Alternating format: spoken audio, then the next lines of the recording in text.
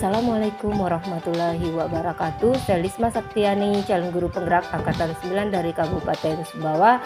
Kali ini dalam tugas demonstrasi kontekstual modul 3.1, wawancara kepala sekolah mengenai pengambilan keputusan berbasis nilai-nilai kebajikan sebagai pemimpin. Wawancara 1 bersama Bapak Abdul Hamid SPDSD, jabatan Kepala Sekolah SD Negeri 14. Bapak. Waalaikumsalam warahmatullahi wabarakatuh. Bapak mohon izin untuk waktunya sebentar, boleh Bapak? Boleh, kebetulan saya sekarang lagi tidak sibuk. Alhamdulillah ya Pak. Bisa bantu? Ya, adapun maksud dan tujuan kami berdua sesuai rencana yang kami sampaikan ke Bapak kemarin, kami ini ingin mewawancarai Bapak sebagai kepala sekolah terkait pengambilan keputusan Bapak sebagai kepala sekolah terhadap kasus-kasus yang terjadi di sekolah. Jadi begini Pak, selama Bapak menjadi kepala sekolah, adakah suatu masalah yang Bapak hadapin sebagai pemimpin, di mana masalah itu menimbulkan dilema dalam penyelesaiannya? Jika ada, boleh Bapak ceritakan pada kami berdua serta bagaimana cara penyelesaian. Baik, saya ceritakan sedikit. Karena sekarang kan di kinerja yang harus dan wajib kita isi dan kita laksanakan bagi setiap guru. Nah, di satu sisi ada guru yang sudah mengerti betul-betul tentang IT, tetapi ada beberapa guru kita yang sudah tua, itu aturan IT-nya. Jadi itu merupakan masalah juga yang kita hadapi di sekolah. Penyelesaian masalah itu pertama karena saya sebagai admin tentunya saya tahu siapa yang telah mengisi kinerja atau belum. Ternyata ada beberapa orang, kemudian orang yang belum mengisi saya panggil ke ruang saya dan saya tanya secara pribadi. Ternyata mereka ini tidak mahir tentang IT. Kemudian saya menugaskan guru-guru lain untuk membantu mereka yang belum mahir dengan IT. Mungkin itu solusi yang saya bisa sampaikan. Ya, sangat solutif sekali ya Pak. Baik Bapak, selama ini nih Pak, bagaimana Bapak dapat mengidentifikasi kasus-kasus yang merupakan dilema etika atau rujukan moral selama Bapak menjadi kepala sekolah? Dalam kehidupan keseharian kita ini sering muncul hal-hal yang tidak kita duga, ya. Jadi munculnya suatu kasus kita harus sikapi, entah itu dengan etika moral ataupun hukum. Apabila kasus itu atau permasalahan itu melawan hukum, maka kita tahu bahwa itu benar dan salahnya. Tetapi apabila permasalahan itu lawan benar atau kebaikan lawan kebaikan, ini namanya dilema etika. Berarti tadi yang seperti kasus yang Bapak paparkan tadi tentang kasus dilema etika ya Pak. Nah, lantas keputusan seperti apa yang Bapak ambil? Saya selalu mengidentifikasi kasus-kasus yang ada terlebih dahulu. Kemudian tentunya kasus-kasus itu sebelum saya putuskan ada beberapa prinsip yang harus kita ketahui, yaitu prinsip keadilan atau etika keadilan, ya, yang mengedepankan aturan moral terhadap aturan atau tata tertib yang berlaku. Kemudian ada namanya prinsip kepedulian atau etika kepedulian. Jadi di situ kita menekankan rasa kasih sayang, belas kasih, rasa hormat, saling menghargai, dan juga bermartabat. Ya, baik Bapak. Langkah-langkah atau prosedur seperti apa yang Bapak lakukan selama ini? Ya, sebelum saya menerangkan atau menjelaskan langkah-langkahnya, tentunya timbul suatu kasus atau masalah. Setelah timbul suatu kasus atau masalah, maka langkah-langkah yang akan kita ambil, pertama itu penyebab masalah itu terjadi. Kemudian setelah penyebab, siapa yang terlibat dalam masalah itu. Nah, kemudian kita diskusikan dengan teman-teman atau warga sekolah solusi yang terbaik. Kemudian kita mempertimbangkan risiko apa yang akan terjadi saat ini dan saat sekarang. Kemudian kita putuskan, itu adalah kita putuskan solusi dengan keputusan yang benar-benar berkeadilan. Ya, berarti saya narik kesimpulan di sini pentingnya kolaborasi juga ya Pak. Ya. Ya. Pertanyaan berikutnya ini Pak, hal apa saja yang selama ini Bapak anggap efektif dalam pengambilan keputusan pada kasus dilema etika?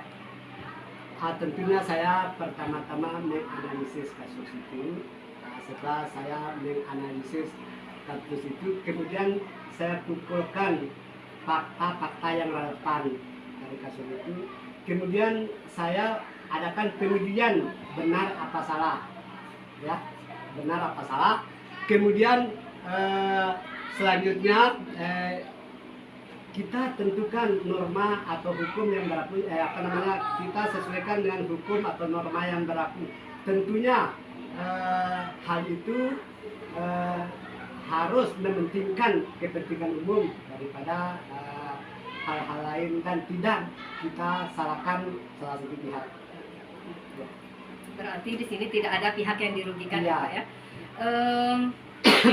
Terkait dengan hal-hal apa saja yang selama ini Bapak anggap efektif dalam pengambilan keputusan pada kasus-kasus dilema etika? Coba ulang soalnya tadi. Hal-hal apa saja yang selama ini Bapak anggap efektif dalam pengambilan keputusan pada kasus-kasus dilema etika? Tentunya yang saya anggap efektif yang telah saya sebutkan tadi itu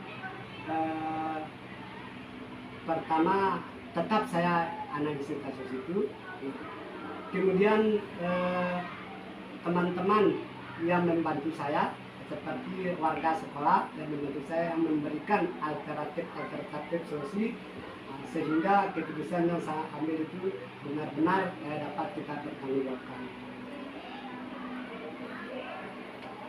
Baik Pak, ada pertanyaan selanjutnya terkait dengan apa yang sudah Bapak paparkan. Adakah hal-hal yang selama ini yang merupakan tantangan yang Bapak alami dalam menghadapi pengambilan keputusan? Ya, tantangan yang terbesar yang kita hadapi itu saat kita mengambil suatu keputusan yang paling benar. Karena keputusan ini sama-sama benar, kasus ini sama-sama benar.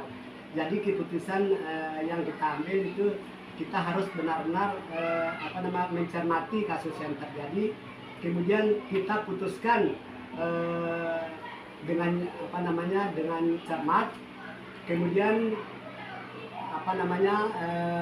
selanjutnya kasus yang kita putuskan tentunya dapat kita pertanggungjawabkan, atau keputusan yang kita ambil itu dapat kita pertanggungjawabkan.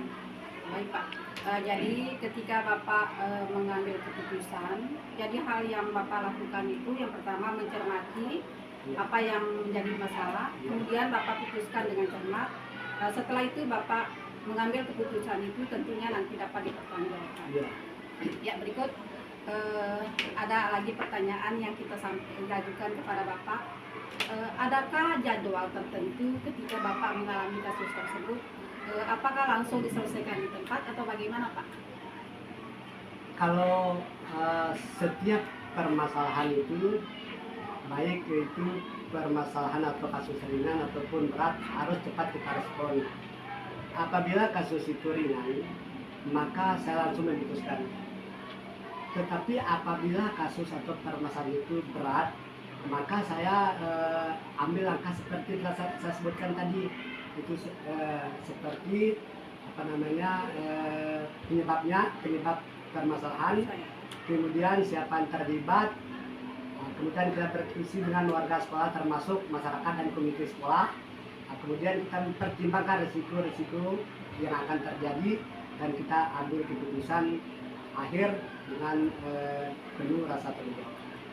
Baik Pak, jadi ketika Bapak mengalami permasalahan, ketika permasalahan itu ringan, berarti Bapak langsung menangani sendiri, dan ketika kasusnya berat, berarti Bapak itu meminta kepada rekan-rekan guru untuk berkolaborasi, untuk berdiskusi bagaimana kasus itu akan diselesaikan nanti.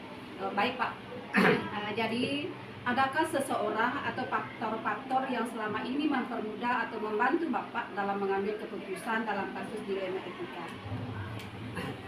Ya, dalam mengambil suatu keputusan, kita seorang pimpinan itu kita punya staf teman-teman. Jadi saya tetap berdiskusi bersama teman-teman karena mereka itu membantu saya untuk memberikan solusi pemecahan atau solusi masalah, sehingga masalah itu bisa kita putuskan dan bisa kita laksanakan dengan baik.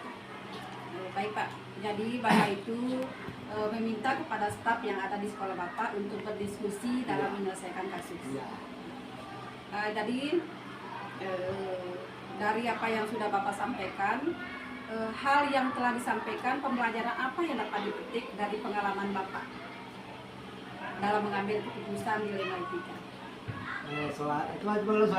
Oh ya, dari semua hal yang telah disampaikan, pembelajaran apa yang Bapak petik dari pengalaman Bapak dalam mengambil keputusan dalam hal dilema etika?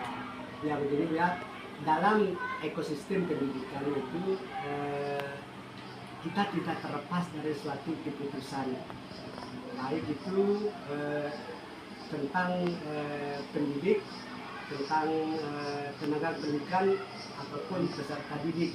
Nah, maka kita sebagai kepala sekolah harus cermat, bijaksana, kemudian berhati-hati sehingga keputusan yang kita ambil itu benar-benar suatu kebenaran yang didasari dengan toleransi dan tentunya bermartabat. Itu. Ya, jadi yang dapat Bapak petik itu tidak terlepas sebuah kasus-kasus yang dialami itu tentang bagaimana kita mengambil sebuah keputusan. Ya tentunya keputusan yang diambil itu harus dilalui dengan tahap-tahap cermat dulu. Kemudian Bapak harus bagaimana bijaksananya dalam menghadapi keputusan. Tentunya keputusannya nanti dapat dipertanggungjawabkan. Ya. Baik Pak, mungkin hanya itu yang dapat kita gali dari Bapak. Terima kasih atas waktunya. Ya, mohon maaf kalau ada kesalahan, kekurangan kita Pak. Wawancara kedua bersama narasumber Bapak Mustaqim SPD, Jabatan Kepala Sekolah SDN 5 Empang. Pak, mohon izin Pak untuk waktunya sebentar, apakah boleh Pak? Adapun maksud dan tujuan saya ke sini Pak, rencana yang kami sampaikan kemarin bahwa sekarang saya akan mewawancari Bapak sebagai kepala sekolah terkait pengambilan keputusan sebagai kepala sekolah terhadap kasus-kasus yang terjadi di sekolah. Jadi begini Pak, selama Bapak menjadi kepala sekolah, adakah suatu masalah yang Bapak hadapi sebagai pemimpin di mana masalah itu menimbulkan dilema dalam penyelesaiannya? Jika ada, boleh Bapak ceritakan. Terkait hal itu pasti ada setiap hari dalam hal kasus-kasus tertentu, dan kita harus segera mengambil keputusan cepat dan tepat sehingga tidak ada yang dirugikan. Contoh kegiatan seperti sekolah dan rapat koordinasi COVID. Ya, lantas keputusan seperti apa yang Bapak ambil? Terkait hal itu, keputusan saya ambil untuk lebih efektif dan cepat. Saya mengambil keputusan untuk melaksanakan tugas pokok saya sebagai kepala sekolah supervisi guru di kelas sesuai dengan jadwal kita yang sudah saya bahas dengan guru kelas. Terkait hal yang ada rapat koordinasi dengan Korbil, saya limpahkan wewenang kepada guru senior atau guru kerap karena saya anggap dia sudah mampu untuk mengikuti rapat karena guru kerap itu adalah bagian dari calon kepala sekolah. Berarti sama-sama ini Pak ya, ada tugas di situ ya. Jadi siap. Bapak menjalankan tugas tetap di sekolah, dan yang kedua Bapak memutuskan perwakilan untuk rapat ya. Baik Pak, sangat solutif ya Pak. Terus pertanyaan selanjutnya nih Pak, bagaimana Bapak dapat mengidentifikasi kasus-kasus yang merupakan dilema etika atau rujukan moral selama Bapak menjadi kepala sekolah? Untuk mengidentifikasi tersebut, ketika kasus itu adalah sama-sama mempunyai nilai moralnya, nilai benarnya. Nilai benar arti kata dipandang hukum tidak benar, kemudian dipandang masyarakat benar, sehingga kita mengambil keputusan itu harus sama-sama menguntungkan kedua belah pihak dan tidak ada merasa dirugikan, sehingga dalam itu itulah dilema kita. Baik Bapak, sebagai kepala sekolah dalam menjalankan pengambilan keputusan di sekolah yang Bapak pimpin, terutama untuk kasus-kasus di mana ada dua kepentingan yang sama-sama benar atau sama-sama mengandung nilai kebajikan. Nah, bagaimana Bapak sebagai kepala sekolah menjalankannya? Ketika itu bersifat, jadi kita ambil dari berat ringannya kasus. Ketika itu kasus ringan, saya sebagai kepala sekolah saya ambil keputusan seketika itu tidak langsung. Ketika itu terkait kasus yang berat, saya perlu analisa kasus itu, kemudian saya menentukan langkah mengajak diskusi semua guru, semua stakeholder yang ada di sekolah, guru-guru dan semua warga sekolah yang terlibat, sehingga dalam pengambilan keputusan itu pas, tidak ada yang dirugikan. Ya. Coba sekali lagi nih Pak, diulangi untuk langkah-langkah atau prosedur seperti apa yang bisa Bapak lakukan selama ini. Jadi langkah-langkah yang pertama kita analisa kasus itu, apakah itu statusnya sebagai kasus yang ringan atau berat. Ketika berat itu saya menemukan langkah adalah siapa saja yang terlibat dalam kasus itu, bagaimana tingkat beratnya kasus itu, sehingga dalam proses penanganannya bisa teratasi dengan segera, sehingga dalam proses keberlanjutan kasus itu bisa mengambil keputusan kepala sekolah yang cepat.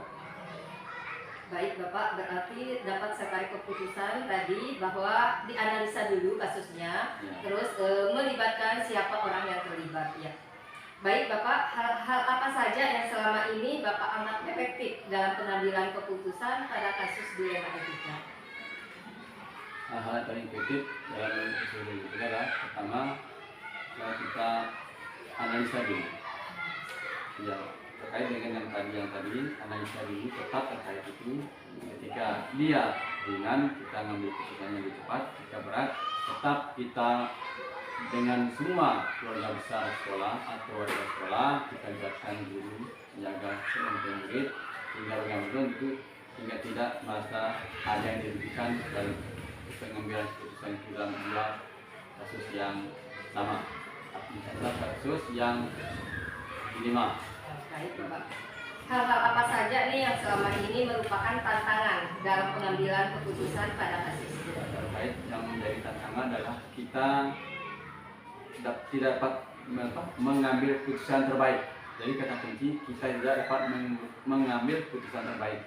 Karena dalam dari segi pengambilan keputusan itu sama-sama mempunyai nilai benarnya, sama-sama mempunyai benar di hadapan hukum, di hadapan Tuhan, di hadapan masyarakat, sehingga tidak ada yang merasa dirugikan dalam hal itu. Jadi terbaiknya susah kayaknya dari itu. Ya. Apakah Bapak memiliki sebuah kata-kata atau jadwal tertentu dalam sebuah penyelesaian kasus dilema etika? Apa langsung menyelesaikan di tempat atau memiliki sebuah jadwal khusus untuk menyelesaikannya?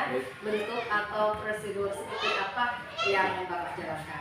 Ada kata-kata dalam mengambil keputusan atau jadwal.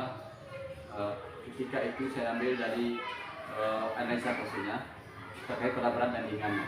Jadi ketika itu ringan, otomatis saya ketika mengambil keputusan. Ketika itu berat, saya akan mengajak diskusi dengan semua stakeholder di sekolah, guru-guru, pengawas atau sekolah pendidik dalam hal menangani kasus ini, sehingga tidak dalam pengambilan keputusan itu tidak ada yang dirugikan dalam prosesnya.